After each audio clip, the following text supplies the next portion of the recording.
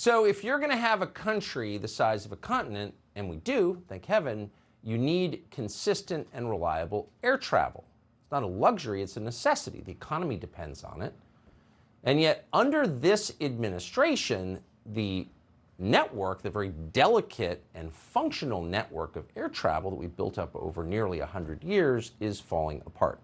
SkyWest Airlines is the biggest regional airline in the country. They've just announced they have a major pilot shortage. They're planning to drop service in 29 different cities. Southwest also just announced slashing flights in April and May because of staffing problems. It's not just staffing that has caused them. The vax mandates didn't help at all. This is all about to get much worse. According to one aviation consulting firm, we're going to be short 20,000 pilots by the end of this year. Within just 6 years, we'll be short more than 60,000 pilots.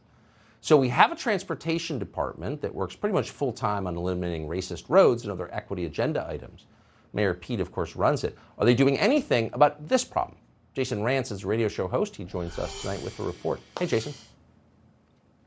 Hey, Tucker. Yeah, you're right. The airline industry is crumbling, and Pete Buttigieg is lecturing us about racist highways, which kind of makes sense if you're a Green New Deal evangelist who doesn't actually want us flying much, which is exactly what he's getting. Tens of thousands of flights are being canceled. Thousands a week are being delayed, making travel extremely difficult, especially in some of the smaller cities that you would think Pete Buttigieg might pay attention to. Good luck flying from North Texas to Louisville on Southwest Airlines. Some day flights were just cut. American Airlines slashed about 7% of its schedule this month. Alaska, Allegiant, 5%. United for the year is gutting some 20,000 flights, largely due to a staffing shortage from the COVID vaccine mandate, certainly one that was made worse as a result. Airlines were downplaying all those terminations. Liberal reporters frankly supported the mandate, so they never did much digging. But as of January, there were 31,000 fewer full-time airline workers than before COVID.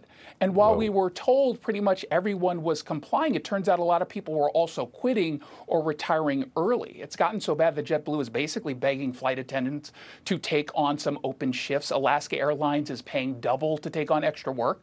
But it was the number of retiring pilots that is the most alarming. Obviously, no pilots means no flights. Alaska cut flights from Portland to Denver. United cut from Dulles to pretty much a bunch of destinations. And what you mentioned with SkyWest, they're looking to cut federally subsidized routes that connect small cities to larger hubs so folks can actually get places. They're not profitable because the customer base is too small, so the Department of Transportation subsidizes it. But what we're seeing are serious service impacts and threats of losing flights to cities like Pueblo, Colorado, Mason City, Iowa.